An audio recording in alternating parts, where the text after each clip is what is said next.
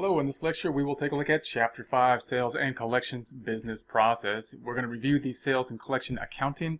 These are going to be the journal entries you'll recall from your accounting classes. I won't go over all of the journal entries again, but you can go back and review the journal entries related to the accounting and sales process, the accounts receivable sales process. So we're going to look at the Sunset Graphics sales process description, and then we're going to build basically the model based on this. So Sun prepares a quote that carefully describes the products and services to be provided. That's the first thing that happens. Customers places the order for all or part of the quoted products. Then Sunset orders any products not in inventory from the supplier. Then Sunset applies graphics. Then Sunset delivers the products to the customer. And finally, Sunset bills the customer and collects payment. So if we were going to use the BPMN activity model, which we have seen in the past, we are going to start here. We provide the quote, then receive the order, prepare products, apply graphics, deliver the order, invoice the customer, and receive payment. That ends the process like so. If we were going to break this out between the customer and Sunset, the customer, of course, receives the quote in that communication here and place order, then receives order, receives the invoice, and pays the bill. We're focused down here on the Sunset, where we're going to provide the quote, receive the order, prepare the product, apply graphics, deliver the order, invoice customer, receive payment, and close it up. That's where our focus is at. So more model refinement, considering the exceptions to the process, shows the process flow when the supplier does not have the products necessary to fulfill the customer order. So if there was an area that we did not have the process, we would add to it here.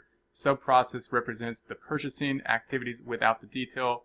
The intermediate error event shows the exception flow. So we have the business rules here. So the business rules help ensure that information systems operate in a consistent and effective manner. So we're going to have to set up the rules for the flow. Business rules are constraints on the process.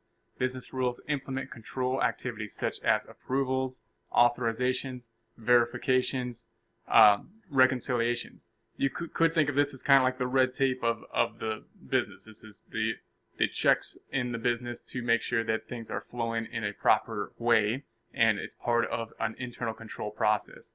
Okay, so we have the reviews, operating performance, security of assets, and safeguarding and segregation of duties. That's separation of duty, and again, that's supposed to stop people from colluding and making it less easy for an individual to steal, like an employee or something like that, from the company, because it would take more than one individual in order to do that because of the separation of the duties, the segregation of duties.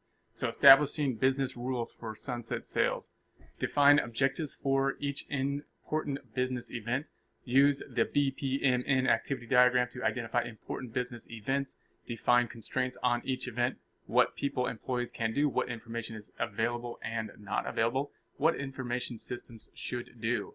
So I'll just give the top example of this. Provide a quote. Provide quotes promptly and accurately. Partners must provide quote within 1 business day of request. Managers must approve greater than 5,000. So we have a dollar limitation where the manager has to prove if it's over that limitation. Partners preparing quotes cannot modify established product and service prices. So once it's been set, it's set. Systems must provide quote number, control, default values, range, and limit checks, and create audit trail. So Sunset Graphic structure models. The primary purpose of the UML model of the sales and collections process is to create a blueprint for the development of a relation database to support the collection, aggregation, and communicate of process information. So we're trying to build a map to make our database program. So we're going to put in a database like Access in this case, and we're trying to map out what the tables will look like, what the relationships between the tables will look like. The development of the UML class diagram, the REA framework, Resource Events Agents, is a proven approach to describing business processes in a way that meets both accounting and broad management information requirements. Sunset quotes, defining business relationships. Each Sunset partner may participate in a minimum of 0 quotes and a maximum of many quotes, but each quote involves only one Sunset partner. So we're defining these relationships, Each customer may participate in 0 to many quotes, and each quote is prepared for only one customer. Each quote specifies prices and quantities for at least one product. So if we take a look at these relationships, once again, we're looking here, we're going to say the products compared to the quote. So a product could have 0 quotes, and the product could have many quotes. If we're looking from here to the products, from the quote to the product could have one product, the quote could have many products in the quote. If we're looking from the quote to the sunset partner, the quote to the partner, the quote could only have one partner for the quote. If we're looking from the partner to the quote, the partner could have 0 quotes, or the partner could have many quotes when we're looking in that direction. When we're looking from the quote to the customer, the quote could only have one customer. If we're looking from the customer to the quote could have, the customer could have 0 quotes, the customer could have many quotes. Okay, if we add to this, we say that each quote can result in a minimum of 0 orders and a maximum of many orders. Each order may related to 0 or 1 quotes. So now we have the order, which of course may or may not happen from the quote. If we're looking at so we added the order down here. If we're looking at the product in relation to the order, the product could have 0 orders, the product could have many orders. If we're looking from orders to product, the order could have one product, at least one product. The order could have many products involved. If we're looking from the order to the quote, the order could have 0 quotes, the order could have 1 quote. So the limitation upper is 1. If we're looking quotes to order, the quote could have resulted in 0 orders, the quote could result in many orders. If we look at the order compared to the partner, the order could only have one partner.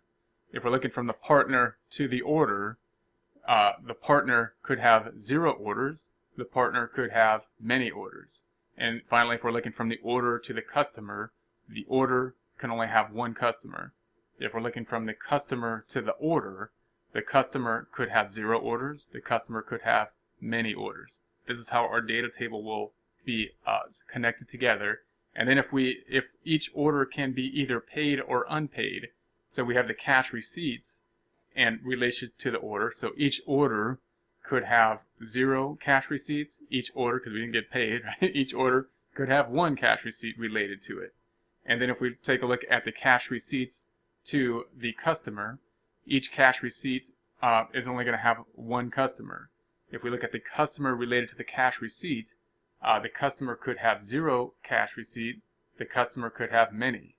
And then finally, if we take a look at the saying that each cash receipt is deposited in the bank, represented here, we can say that if we're looking from the bank to the cash receipts, each bank has either 0 cash receipts or it has many cash receipts. When we look at the cash receipts to the bank, we only deposit it into the one bank. Therefore, it's one bank on this side. And if we go through this process and then look at the Access database program, if you take a look at these items in Access, you'll see these connections here in a similar fashion.